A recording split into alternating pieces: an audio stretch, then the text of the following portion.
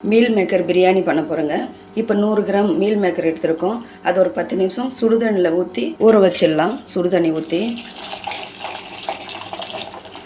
இது அப்படியே ஒரு 10 நிமிஷம் சுடுதண்ணிலே ஊறட்டும். இப்போ இந்த தண்ணியெல்லாம் நல்லா பிழிஞ்சு எடுத்துக்கலாங்க ஒன்று ஒன்றா.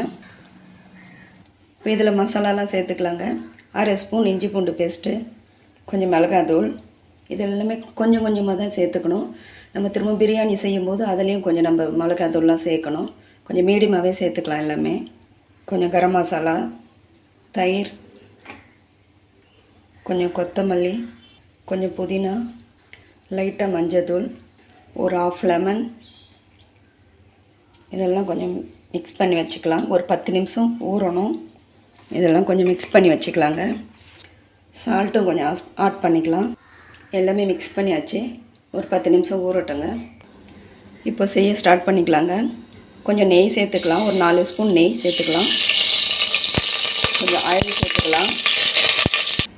கொஞ்சம் பட்டை, லவங்கம், ஏலக்காய், இந்த பிரியாணி இலை, ஒரு ஸ்டார் பூ இதெல்லாம் சேர்த்துக்கலாம். இப்போ மீடியம் சைஸ் ஆனியன் 2 கட் பண்ணி வச்சுருக்கேன். அதே இதில் சேர்த்துக்கலாம். இதெல்லாம் சேர்த்து கொஞ்சம் நல்லா வதக்கிக்கலாம். இஞ்சி பூண்டு பேஸ்ட் 1/2 ஸ்பூன்,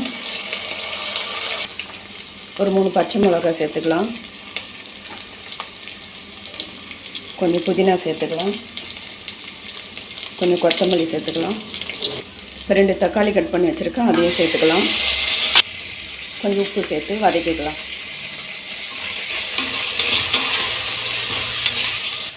இப்போ தக்காளி எல்லாம் நல்லா வதங்கிடுச்சுங்க. மீல் மேக்கர் சேர்த்துக்கலாம். இதில் மசாலாலாம் சேர்த்து மிக்ஸ் பண்ணி வச்சுருந்தேன். அந்த மீல் மேக்கரை இதுக்குள்ளே சேர்த்துக்கலாம். இதை ஒரு 5 நிமிஷம் நல்லா மிக்ஸ் பண்ணிவிட்டு வேக வச்சுக்கலாம். இப்போ இதில் நான் ஒரு பவுல் பாஸ்மதி ரைஸ் எடுத்துருக்கேன். இப்போ இதில் 1/2 பவுல் தண்ணி சேர்த்துக்கலாம்.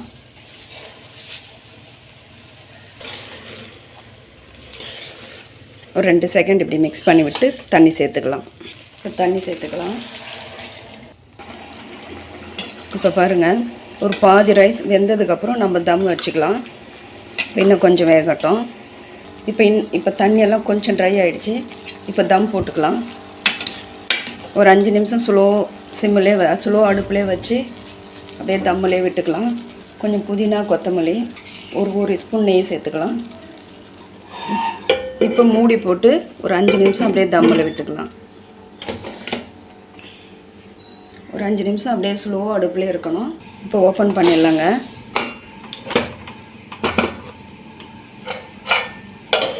பாருங்கள், சாதம்லாம் நல்லா வெந்துடுச்சு. பாருங்கள், மீல் மேக்கர் பிரியாணி ரெடி ஆகிடுச்சுங்க. இப்போ இந்த வீடியோ உங்களுக்கு பிடிச்சிருந்தால் லைக் பண்ணுங்கள், ஷேர் பண்ணுங்கள், கமெண்ட்ஸ் பண்ணுங்கள், சப்ஸ்கிரைப் பண்ணுங்கள். Thank you so much.